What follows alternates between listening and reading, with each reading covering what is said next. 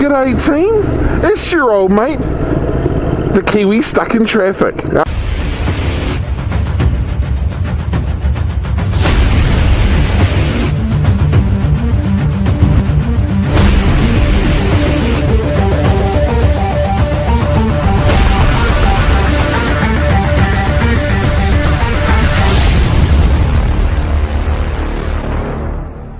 Huge traffic jam of 3 vehicles travelling at approximately 27 kilometres an hour. The local council have decided it's a good idea to spend, I think it's like $24 million, making the road a little wider and a little straighter, taking out a few corners. And the road that spending the money on is, look at them all hard at work, standing around doing nothing. 2 more of them, look at that. Yeah, it's about a 5 kilometre stretch of road. It's going to cost like $27 million or $18 million, I don't know. Anywho, by the time I upload this, I would have finished at my job of 15 plus years. So I can now reveal that the place I used to work at is in fact a prison.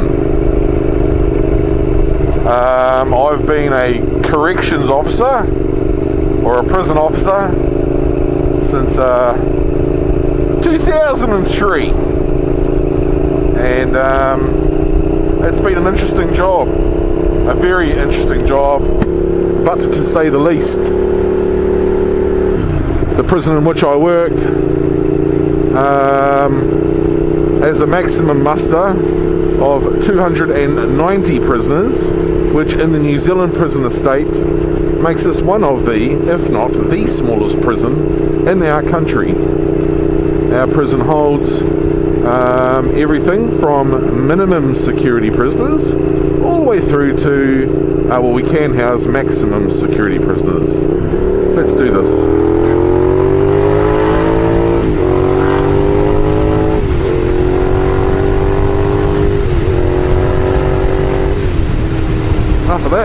Enough of that sitting around bollocks.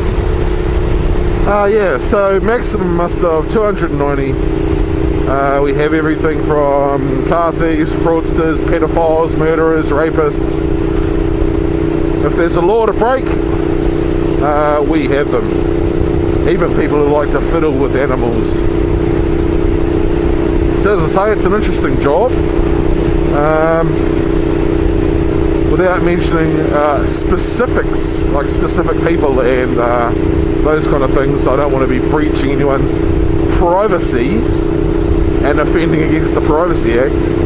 But we've had high-profile prisoners in New Zealand. If you can name them, we've probably had them. So, it's a police car? No, it's not a police car. Or is it? No, it's not a police car. Yeah, interesting job. What I have found over 15 years is the general public like to think they're experts on how prisons should be run. The reason why prisons don't work is because they're too soft. You need to be harder on these guys, blah, blah, blah. You know?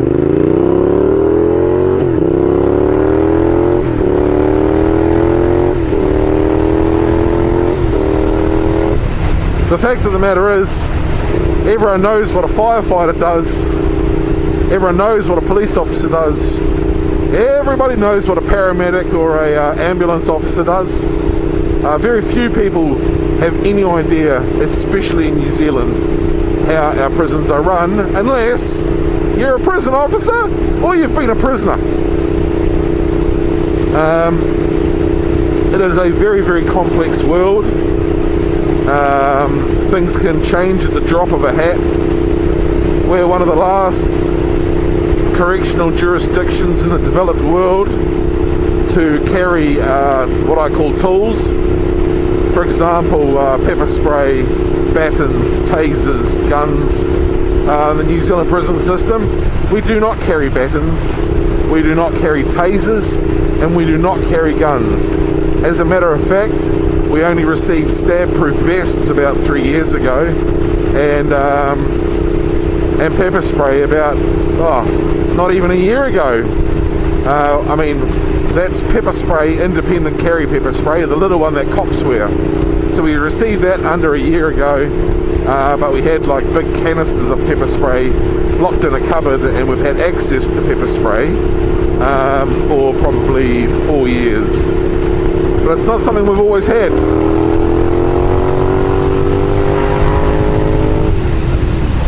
So, how do you deal with conflict, I hear you say? Well, conflict is dealt with and de-escalated by staff using de-escalation, i.e. communication. So we talk about things. Obviously there's times where you can't talk about issues. You have to use force because it's a proportionate option to dealing with something. You're not going to stand there and try and talk to someone who's trying to punch you in the head. So you don't stand around talking about it, do you? No. You use proportion and reasonable force.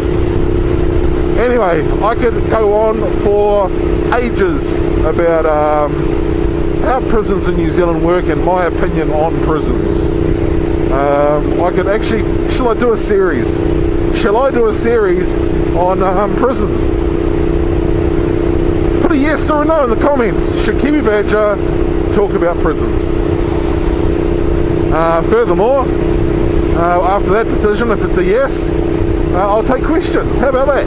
I'll take questions on prisons, and without getting myself in too much trouble, I'll endeavour to answer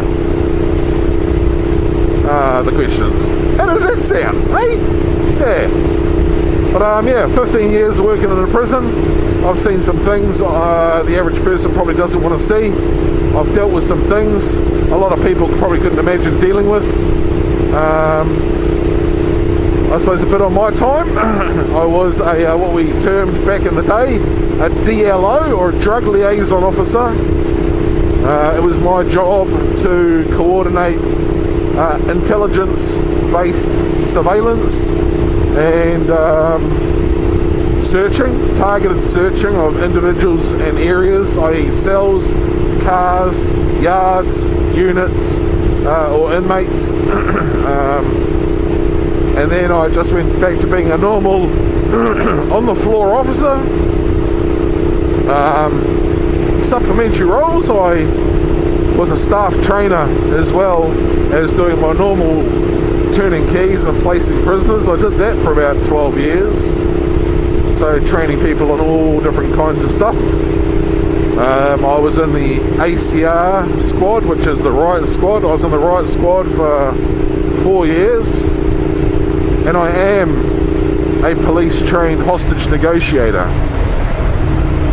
So, yeah, I'm a qualified police-trained hostage negotiator. And that is a very, very interesting world in itself. Very interesting.